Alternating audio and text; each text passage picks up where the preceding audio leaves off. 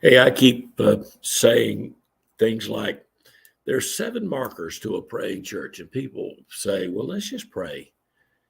We don't think through strategically what we're trying to do in the church. I have pastors who say, could you come and help my intercessors develop a stronger prayer ministry in our church? I won't be there. I won't be available. I don't have time, but I would sure love for you to come and do that. 7 markers of a praying church. It begins with a praying pastor. You can't have a praying church without a praying pastor. Every pastor has to be more in love with the Lord than they are with preaching, more in love with heaven than they are with the crowds of the present church. It's the Lord's church. We've been given an extraordinary privilege. We're in the dressing room of the bride, but it is not our bride. We are called to be an assistant to the Holy Spirit in preparing this bride for the work she is currently doing and for her meeting with the Christ. What an extraordinary privilege. But that only happens if our value of spending time with God personally is not merely utilitarian, so we preach better or have a bigger church, et cetera, et cetera, et cetera. Number one, a praying pastor, and around that pastor, prayer leaders, not intercessor.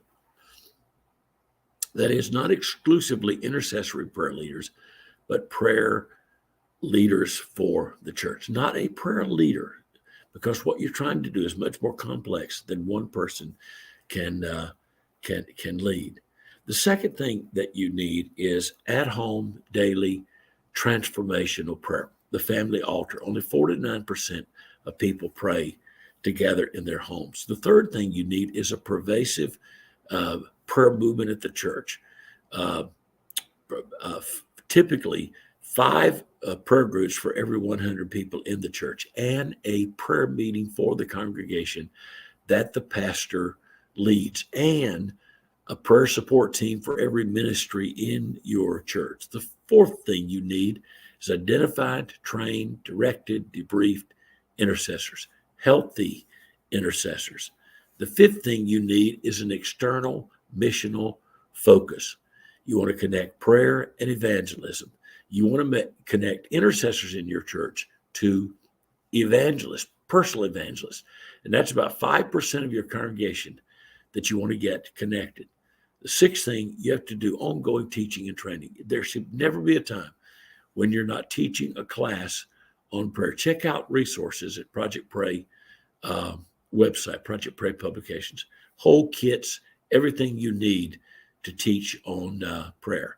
And then you need a physical prayer room or prayer center or prayer wall, or to open your congregation, your church, as our Catholic friends open their church every day of the week for people to come in and just pray and sit in the presence of God. Our churches are locked down because we value the electronic equipment in them more than we value the access of our people.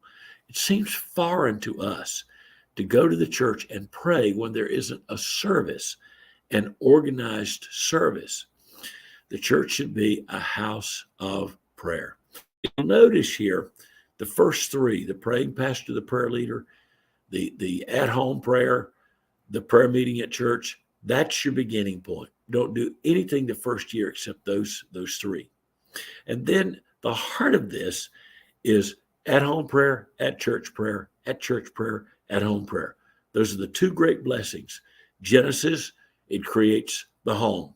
And the blessing of Christ that he pronounces as he sends the disciples to the upper room creates the church, a praying home, a praying church. And then intercessory prayer, evangelism, passionate prayer for the lost by intercessors, and the work of evangelists in the field, prayer and evangelism, and that dialectic. All right, enough.